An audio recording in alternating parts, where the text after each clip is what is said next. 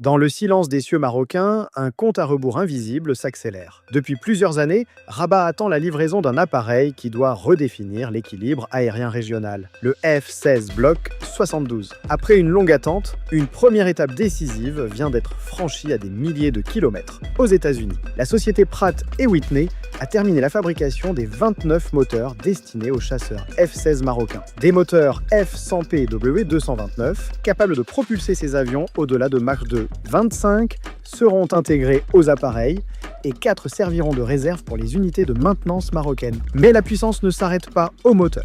Ces F-16 Block 72, considérés comme les plus évolués de leur génération, seront dotés de radars AESA APG 83, capables de détecter et suivre plusieurs cibles à longue distance. À cela s'ajoutent des casques de combat JHMCS, des calculateurs embarqués et une panoplie électronique héritée de standards de 5e génération. Côté armement, les appareils disposeront d'une capacité de frappe étendue, missiles Abraham C-8 à 180 km de portée, missiles anti-navires Harpoon pour la supériorité maritime et bombes Gébu 39 capables de frapper avec précision des cibles fortifiées à plus de 100 km. Une configuration pensée pour répondre à des menaces variées, sur mer comme sur terre. Commandés il y a plus de 5 ans, ces avions ont connu de multiples retards. La chaîne de production des F-16 aux États-Unis a été saturée puis ralentie par la priorité donnée à la production du F-35. Résultat, le Maroc devra attendre fin 2025, voire début 2026,